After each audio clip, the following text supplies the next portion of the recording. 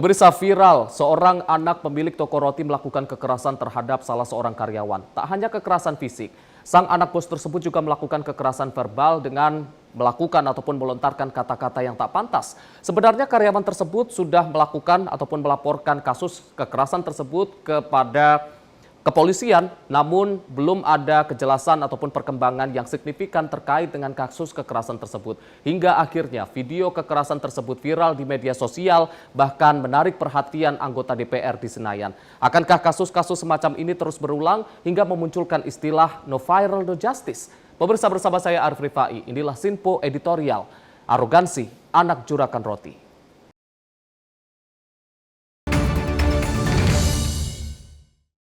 Pemirsa, kami akan mengajak Anda untuk melihat berita yang telah ditulis di laman Sinpo ID, tepatnya di rubrik Bongkar, terkait dengan tema yang kita bahas di pagi hari ini, yakni anak juragan roti arogan. Dan pemirsa, sejumlah anggota Komisi 3 DPR RI di Senayan ini tercengang ketika menyaksikan video yang menampilkan kekerasan George Sugama Halim yang merupakan anak juragan toko roti di Penggilingan Cakung, Jakarta Timur. Tayangan video itu menunjukkan George marah kemudian melempar sejumlah barang kepada Dwi Ayu Darmawati hingga menimbulkan luka yang berdarah. Dan video yang ditayangkan saat rapat Komisi 3 pada tanggal 17 Desember 2024 itu menyebutkan bahwa George belum ditetapkan sebagai tersangka meski telah menganiaya korban hingga terluka. Menurut keterangan Dwi yang merupakan korban, video kekerasan yang sempat viral itu bukan kali pertama terjadi. Dan bahkan kekerasan tersebut tidak hanya dialami oleh dirinya, namun juga oleh banyak karyawan yang bekerja di tempat tersebut. Dan tidak hanya kekerasan fisik, namun juga kekerasan verbal juga sering dilakukan oleh George kepada para karyawan. Dan belakangan George Sugama ini ditangkap polisi setelah lama kasusnya diabaikan. Polres Jakarta Timur memberikan keterangan penangkapan George pada Senin 16 Desember 2024 setelah penyidik melayangkan surat pemanggilan. Dan pemirsa, menurut Nikola, surat pemanggilan yang dikirim ke kediaman George itu tidak mendapatkan respon lantaran terlapor tidak berada di Jakarta. Meski kedua orang tua terlapor memberitahu penyidik anaknya sedang berada di salah satu hotel di Sukabumi. Yang miris dari kasus ini adalah bahwa ketika usai kejadian penganiayaan pada tanggal 17 Oktober 2024, Dwi ini ataupun korban ini langsung melaporkan ke Polsek Rawamangun, namun tak bisa ditangani dengan alasan bahwa kejadian tersebut terjadi di wilayah Cakung. Akhirnya sang korban lapor ke Polsek Cakung dan disarankan untuk lapor langsung ke Polres Jakarta Timur di Jatinegara dan dilanjutkan visum. Sementara itu saat proses, Dwi mengaku didatangi pengacara yang awalnya mengaku berasal dari LBH dan dari utusan Polda Metro Jaya. Dan belakangan diketahui bahwa pengacara tersebut merupakan suruhan ataupun utusan dari orang tua tersangka. Dan merasa janggal dengan pengacara yang hendak mendampingi, Dwi akhirnya ganti pengacara. Namun tak jauh beda dengan pengacara yang pertama, pengacara yang kedua ini justru sering kali meminta uang kepada korban, bahkan orang tua dari korban ini bahkan harus menjual satu buah motor untuk diberikan kepada pengacara agar kasusnya tersebut, agar mau mendampingi kasus tersebut.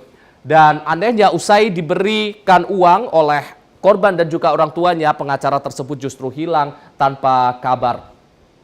Dan Kapolres Metro Jakarta Timur Kombes Nicholas Ari Lilipali ini meminta maaf terkait dengan penanganan kasus penganiayaan buruh roti yang terkesan lambat. Menurutnya, ini keterlambatan dalam proses penanganan kasus ini tanpa disengaja karena memang ada hal-hal non-teknis yang menjadi penyebab. Dan yang menjadi persoalan, ternyata kasus penganiayaan ini ada hal yang lebih besar di baliknya, di mana selain mendapat kekerasan, Dwi Ayu dan juga para pekerja di usaha roti orang tua George Sugama juga tak menerima upah seperti wajarnya. Bahkan ada yang nunggak hingga 3 bulan. Berdasarkan keterangan dari Jainuddin yang merupakan kuasa hukum dari korban, hal itu akan menjadi perkara baru di luar perkara penganiayaan yang dilakukan George yang sedang bergulir, yakni persoalan ketenaga kerjaan. Berdasarkan kesaksian korban, selama bulan Oktober 2024 ini ada sekitar 2,1 juta rupiah gajinya yang belum dibayarkan, sementara Ada karyawan lain yang bahkan 3 bulan belum menerima gaji. Pemirsa, kami akan mengajak Anda untuk membahas lebih dalam terkait dengan kasus yang terjadi, terkait dengan penganiayaan yang dilakukan oleh anak juragan roti bersama dengan redaktur pelaksana Sinpo ID, Bayu Primanda.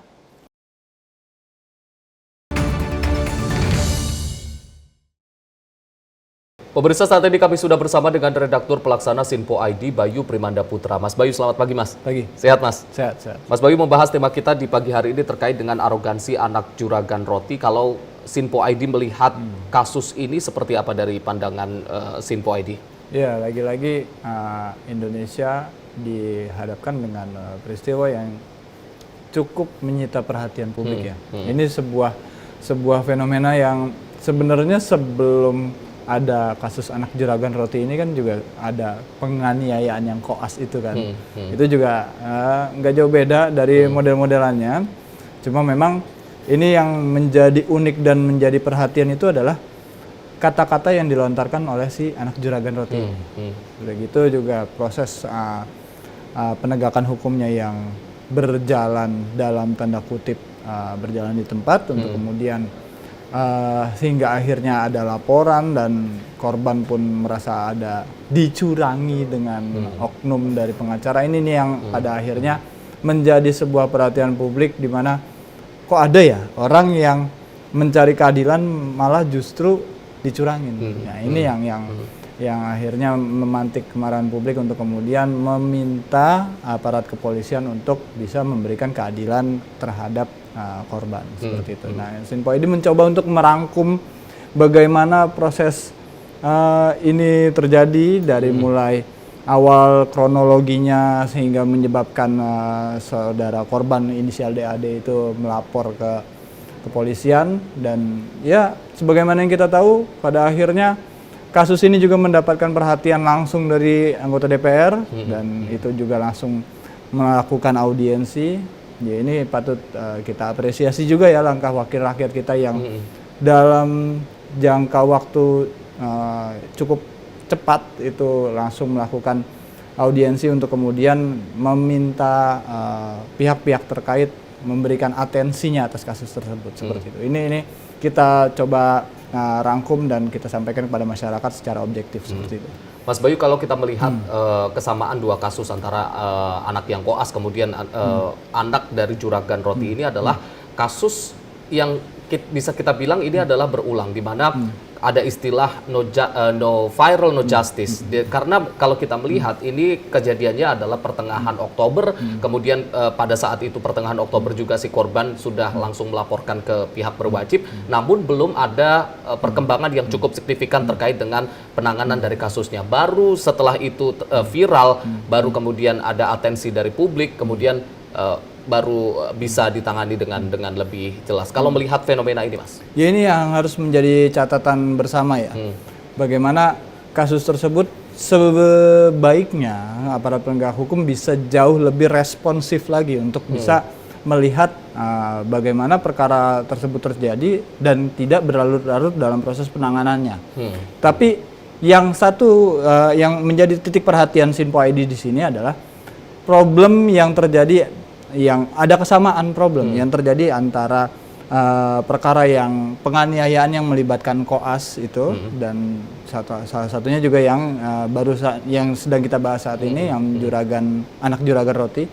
Ini sama-sama ada kesamaan pola asuh yang dalam tanda kutip kurang baik dilakukan oleh orang tua.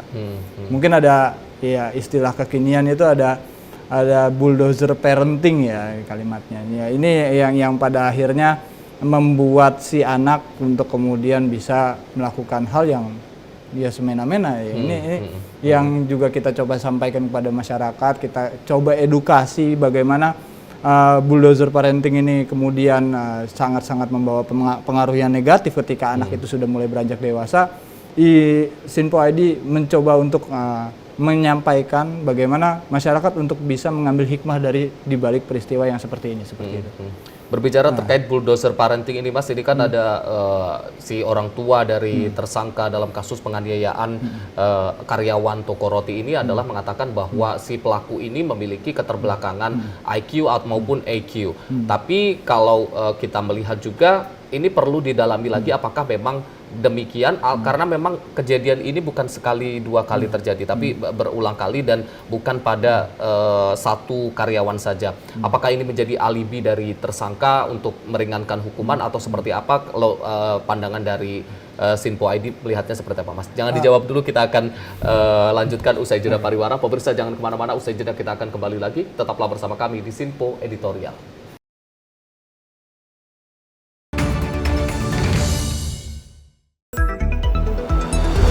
Jadilah yang pertama mengetahui perkembangan terkini seputar informasi dari lembaga parlemen. Punya data nasional, tidak ada satupun backup berarti kan? Tiba-tiba ada putusan yang nggak masuk akal dan seperti ini gitu. Kita biarkan rekomendasi kepada KPK, periksa! Kami hadirkan informasi paling akurat untuk mengawal setiap informasi dalam rapat komisi dan paripurna. Tentunya bersama saya Andi Rezaldi Yang telah kami rangkum dalam program Sinpo Parlemen. Saya Arif Rifan. Saksikan Sinpo Parlemen setiap Sabtu pukul 6 pagi hanya di Sinpo TV.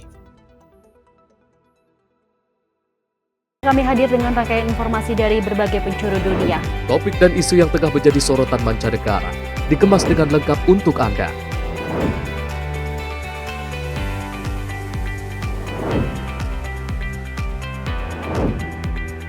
Peristiwa penting yang terjadi dari berbagai belahan dunia ini hadir dalam Sinpo Dunia setiap Senin hingga Jumat pukul 7:30 malam hanya di Sinpo TV.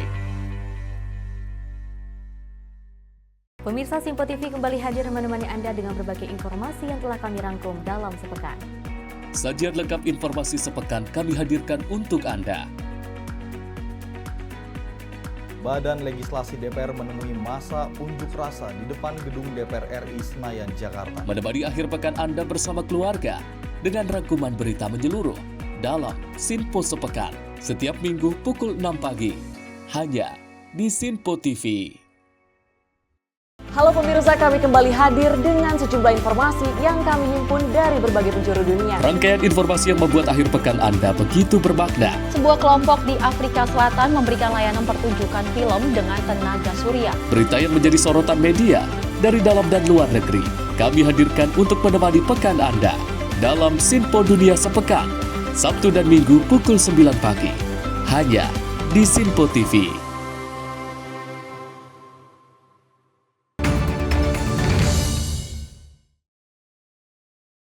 Pemirsa, Anda kembali menyaksikan Sinpo Editorial, masih membahas tema kita di pagi hari ini terkait dengan arogansi anak juragan roti. Mas Bayu, tadi ada satu pertanyaan yang belum sempat terjawab terkait dengan statement dari orang tua dari tersangka yang mengatakan bahwa si tersangka ini adalah anak yang memiliki keterbelakangan atau IQ maupun EQ yang rendah. Kalau melihat statement dari orang tua tersangka ini seperti apa Mas Sinpo ID melihatnya? Iya, lagi-lagi Polri untuk kemudian diuji profesionalitasnya ya, untuk melihat bagaimana rangkaian peristiwa ini terjadi. Jika seandainya itu adalah alasan agar si anak ini terbebas dari jerat hukum, makanya Polri juga harus melihat ini sebagai hal yang objektif dulu ya. Karena berdasarkan keterangan dari korban, si anak juragan roti ini juga merupakan salah satu kepala toko cabang toko roti yang lain. Jadi secara nggak langsung dia punya andil untuk mengambil decision maker terhadap toko yang dia kerjain itu kan. Nah, ini yang harus dipandang secara objektif lagi, bagaimana Polri melihat si anak ini bukan anak lagi ya, udah dewasa ya. Si pelaku ini apakah dia itu memang benar-benar memiliki keterbelakangan mental atau tidak? Ini yang harus kemudian dikaji lebih lanjut lagi agar keadilan tetap bisa ditegakkan dan korban juga bisa dipenuhi hak-haknya kan, seperti itu kan. Kalau seandainya tidak ada tindakan untuk kemudian bisa melepaskan hanya dengan alasan si pelaku ini adalah memiliki keterbelakangan mental, ya tentunya sangat-sangat disesalkan ya, karena harus ada penjelasan yang jauh lebih objektif lagi bila seandainya hal itu dilakukan, hal itu diambil. Tapi kalau seandainya memang berdasarkan hasil penelusuran anak ini tidak memiliki keterbelakangan mental, dia itu juga berkepribadian seperti orang layaknya, orang dewasa seperti biasanya, ya tentu harus ditegakkan hukum secara proporsional seperti itu. Ya kita harapkan publik tidak dikecewakan dengan alasan-alasan seperti itu untuk kemudian menjadi sebuah alibi yang bisa membebaskan pelaku dari tindak pidana yang dia lakukan seperti itu. Ini kan banyak statement-statement dari orang tua tersangka yang mengatakan bahwa upaya untuk melakukan jalur damai, tapi kalau misalkan ini kita tahu ini merupakan tindak penganiayaan yang kita tahu ini merupakan tindak pidana, bisa tidak kalau misalkan si korban sudah memaafkan, apakah itu lantas sudah damai dan lain sebagainya? Kalau ini lagi-lagi proses penyelesaian hukumnya, karena ini sudah menjadi atensi publik juga, untuk kemudian juga sudah masuk ranahnya proses pelaporan di aparat kepolisian, ya tentunya hal ini harus dituntaskan dong, sampai tahap putusan pengadilan nanti gitu kan. Makanya kita lihat lagi bagaimana profesionalitas Polri untuk kemudian bisa mengemas perkara ini dan kemudian menyajikan sebuah keadilan kepada publik. Sehingga bila seandainya proses penanganan kasus ini bisa dilakukan secara profesional, secara nggak langsung masyarakat pun tentunya akan sangat percaya dengan institusi Polri ya. Karena memang di sini ya ujiannya lagi-lagi berat, dan bukan hanya di perkara ini juga, perkara yang lain yang penganiayaan yang koas juga harus menjadi perhatian dan atensi Polri sendiri untuk kemudian diselesaikan secara proporsional dan objektif seperti itu. Jadi ini merupakan salah satu tantangan sekaligus kesempatan sebenarnya bagi institusi Polri untuk membuktikan bahwa masyarakat masih berharap dengan institusi ini tanpa perlu suatu kasus itu viral terlebih dahulu. Iya dong, karena memang jika seandainya penegakan hukum bisa dilakukan secara profesional dan objektif, masyarakat berarti bisa menaruh harapan mereka terhadap Polri, di mana mereka juga tentunya siapa lagi yang bisa menggantungkan harapan untuk penegakan keadilan selain Polri kan. Memang sejauh ini di Indonesia yang bisa menegakkan keadilan dalam tanda kutip untuk kasus-kasus pidana ini ya, ini kan kita pegangannya sama Polri doang kan. Makanya Polri menjadi satu-satunya garda terdepan untuk kemudian bisa memberikan keadilan kepada yang termasuk salah satunya yang paling khusus itu adalah korban, di mana korban ini juga harus mendapatkan perhatian untuk kemudian ya pelaku ditindak secara proporsional dan objektif sesuai dengan apa yang dilakukan oleh si pelaku seperti itu. Mas, kalau kita melihat fenomena-fenomena yang terjadi saat ini, beberapa kasus yang memang kemudian viral, ini menunjukkan bahwasanya di era digital seperti saat ini, peran ataupun kontrol sosial dari masyarakat ini sangat penting dalam dunia digital, dan itu bisa mempengaruhi suatu kasus apakah itu bisa dilanjutkan atau tidak karena sudah terlihat oleh atensi publik. Ya karena memang balik lagi ke fenomena kita sekarang yang soal sosial media itu ya. Sosial media ini kan seperti seakan-akan itu bring back the power people back ya kan. Jadi membawa kekuatan masyarakat yang menguatkan mereka untuk kemudian bisa menyuarakan apa yang sebenarnya terjadi. Nah, ini yang patut kita apresiasi untuk kemudian setidaknya tidak disalahgunakan di kemudian hari. Kalau seandainya disalahgunakan ya tentu kita sangat menyesalkan hal itu kayak gitu kan. Dan khusus di kasus yang viral ini untuk kemudian bisa ditindaklanjuti dan mendapat atensi langsung dari wakil rakyat ini sangat-sangat Sinpo ID sangat-sangat mengapresiasi hal tersebut, karena memang secara nggak langsung wakil rakyat pun juga memberikan perhatian terhadap rakyatnya yang saat ini sedang dirundung masalah, terutama ya keluarga korban, Ibu DAD yang tentunya kita harap bisa mendapatkan keadilan dengan apa yang mereka perjuangkan. Dan itu salah satu fenomena yang terbelakangan terungkap, dia ini dikerjain oleh oknum pengacara. Ini yang cukup menarik ya. Karena memang oknum pengacara ini ternyata nggak semuanya lurus-lurus aja gitu kan. Ya, ternyata ada orang yang memanfaatkan korban yang sedang dirundung masalah untuk kemudian bisa dimanfaatkan, diambil uangnya, tapi belakangan prosesnya untuk melaporkan pelaporannya tidak di report dengan baik. Nah, ini yang sangat-sangat kita sesalkan seperti itu.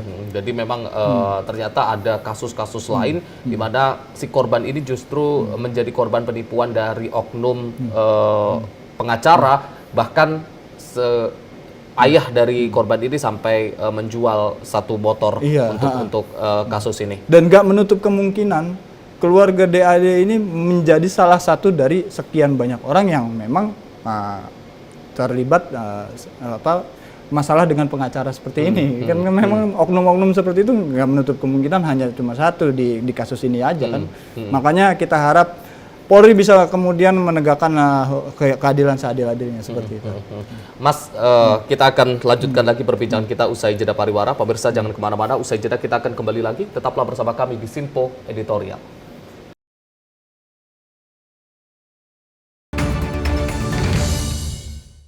Halo, selamat malam pemirsa. Senang sekali rasanya kami mengisi ruang informasi Anda. Akhiri aktivitas Anda dengan rangkuman perkembangan peristiwa yang terjadi sepanjang hari.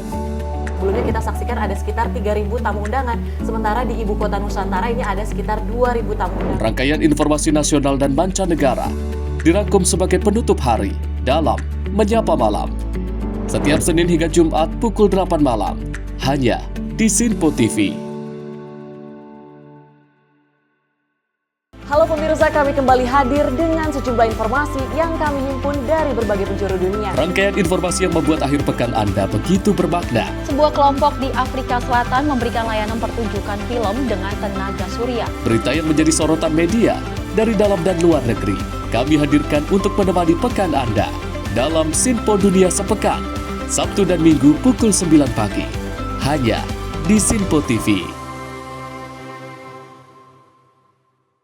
Halo, selamat pagi pemirsa Sinpo TV. Selamat pagi Andi. Selamat pagi, Ves. Beragam informasi terbaru hadir menemani Anda sebelum memulai hari. Itu memang dari Menteri Perhubungan juga mendukung, Betul. dari Menteri Keuangan juga mendukung, dan kita sebagai masyarakat pun juga Harus mendukung. Mengangkat isu yang tengah menjadi pembicaraan paling hangat. Semarakan pagi Anda bersama Menyapa Pagi. Setiap Senin hingga Jumat pukul 6 pagi, hanya di Sinpo TV. Kami hadir dengan rangkaian informasi dari berbagai penjuru dunia. Topik dan isu yang tengah menjadi sorotan mancanegara dikemas dengan lengkap untuk Anda.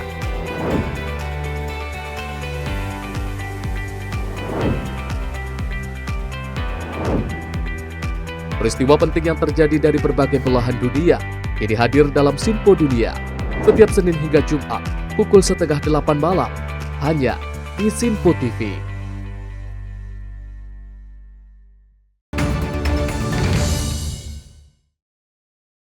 Pemirsa, Anda kembali menyaksikan Sinpo Editorial, masih membahas tema kita di pagi hari ini terkait dengan arogansi anak juragan roti. Mas Bayu, kita lanjutkan lagi perbincangan kita terkait dengan arogansi dari anak juragan roti ini, di mana si korban belakangan diketahui juga menjadi korban dari penipuan oknum pengacara.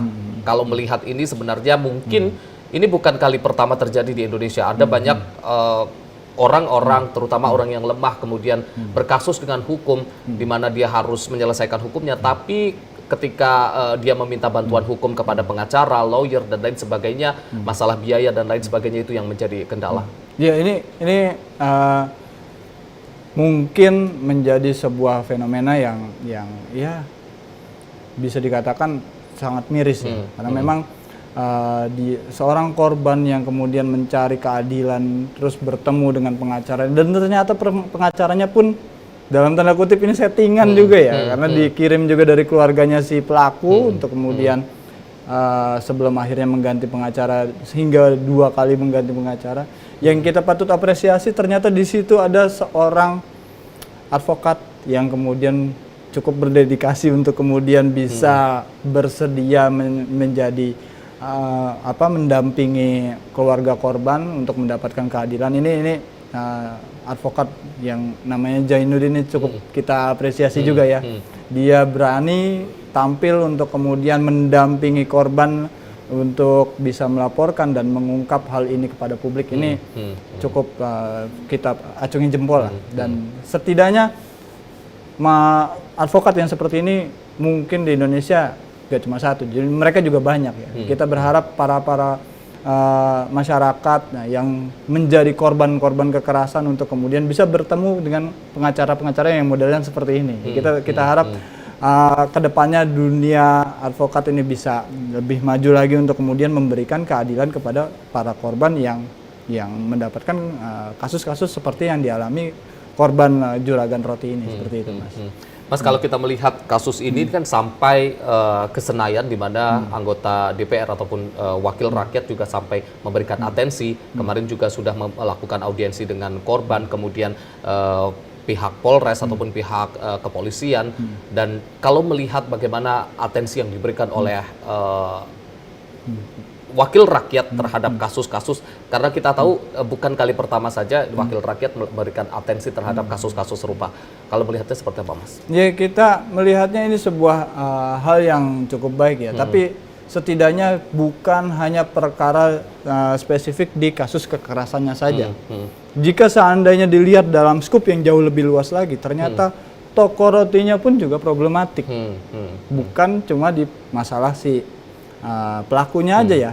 Jadi ternyata ada beberapa karyawan yang gajinya itu nunggak, belum dibayarkan. Ini yang setidaknya menjadi sebuah atensi sendiri, baik itu dari pihak Kemenaker atau enggak Disnaker Jakarta, untuk kemudian bisa melihat bagaimana ternyata fenomena gaji nunggak untuk kemudian disiksa sama majikan ini jauh lebih parah di bawah sana, dan ini harus menjadi sebuah atensi bersama para pihak terkait untuk kemudian setidaknya bisa menangani masing-masing skup masalahnya. Polri dengan penegakan hukum terkait kasus penganiayaan, terus kemudian ada proses advokasi yang harus dibenahi untuk kemudian mendapatkan bimbingan, korban mendapatkan bimbingan hingga mendapatkan keadilan. Terus juga ada masalah dinas ketenagakerjaan yang di situ harus bisa turun langsung melihat ada karyawan-karyawan toko roti yang belum dibayar gajinya. Nah, ini yang harus menjadi atensi bersama untuk kemudian dibenahi satu persatu, dan karyawan-karyawan toko roti itu setidaknya bisa mendapat keadilan. Ya lumayan lah, tiga bulan belum dibayar, sementara gaji per bulannya 2,1 juta, ini kan cukup miris ya. Ini harus menjadi atensi bersama para pihak terkait untuk kemudian melakukan tindakan yang proporsional dan objektif terkait apa yang terjadi di toko roti tersebut. Ya, kita harap para pihak terkait bisa mengambil pelajaran untuk kemudian bisa melakukan tindakan-tindakan yang sesuai dengan koridornya mereka masing-masing, seperti itu. Artinya kalau kita melihat kasus ini justru lebih kompleks, karena kalau melihat dari tayangan ataupun cuplikan di video yang beredar di media sosial, itu si korban itu meminta gaji kepada si anak dari bosnya ini, namun kemudian itu memicu amarah ataupun emosi dari si anak tersebut hingga melakukan kekerasan. Artinya memang ada pemicu di mana gaji atau hak yang seharusnya diberikan oleh perusahaan kepada karyawannya justru tidak diberikan. Ini siapa yang bertanggung jawab, atau apa hukuman apa seharusnya yang diberikan untuk perusahaan tersebut, Mas? Ya, sebagaimana yang tadi saya bilang, para pihak terkait setidaknya harus turun ke masing-masing skup masalah yang terjadi di toko roti ini ya. Polri dengan penegakan hukum terkait kasus penganiayaan, kemudian Dinas Ketenagakerjaan turun dengan kasus tunggakan gaji, terus kemudian advokat yang saat ini mendampingi korban bisa menjadi pendamping yang objektif dan proporsional sesuai tupoksinya sebagai seorang advokat untuk kemudian bisa memberikan keadilan kepada korban. Mendampingi. Ya ini yang para pihak-pihak terkait ini bisa menjalankan tugas dan fungsinya masing-masing untuk kemudian bisa melihat kasus ini secara gamblang untuk kemudian bisa memberikan keadilan kepada pihak-pihak yang terlibat dalam proses tersebut ya. Ya, kita harap karyawan toko roti itu juga bisa diberi kompensasi juga, karena memang gaji yang menunggak otomatis kan ada biaya pengeluaran hidup yang terus nggak bisa di stop kan. Dan ini yang harus menjadi perhatian. Dinas Ketenagakerjaan juga kita harap bisa langsung ambil tindakan terhadap kasus tersebut. Kita rangkum semuanya dalam materi dibongkar untuk kemudian bisa dijadikan pijakan bagi para pembaca untuk kemudian melihat secara gamblang bagaimana kasus ini terjadi seperti itu. Melihat bagaimana kasus ini begitu kompleks, ada kekerasan, kemudian ada gaji yang tidak dibayarkan. Artinya kalaupun tadi dari pihak keluarga atau pihak perusahaan roti tersebut meminta untuk damai, artinya sudah tidak ada lagi kata damai, Mas.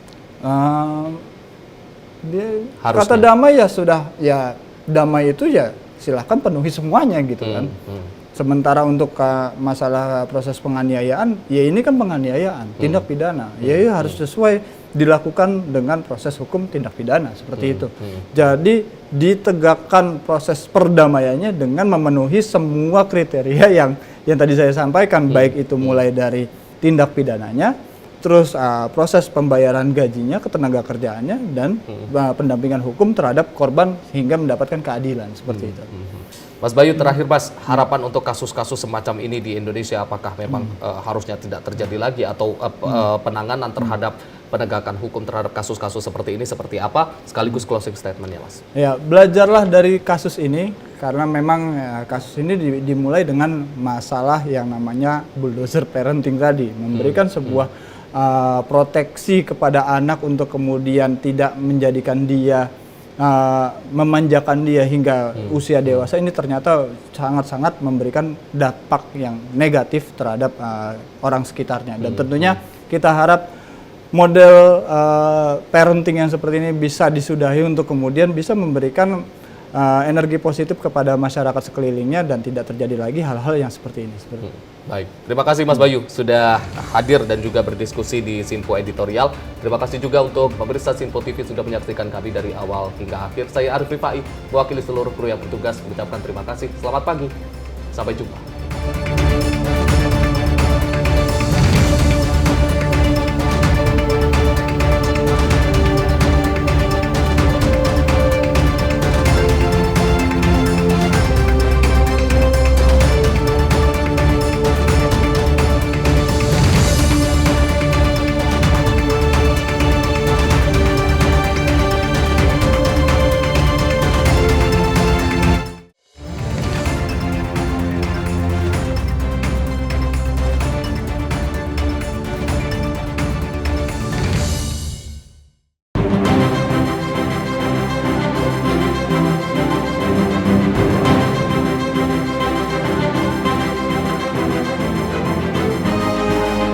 Sinpo TV, News, Sport, Entertainment.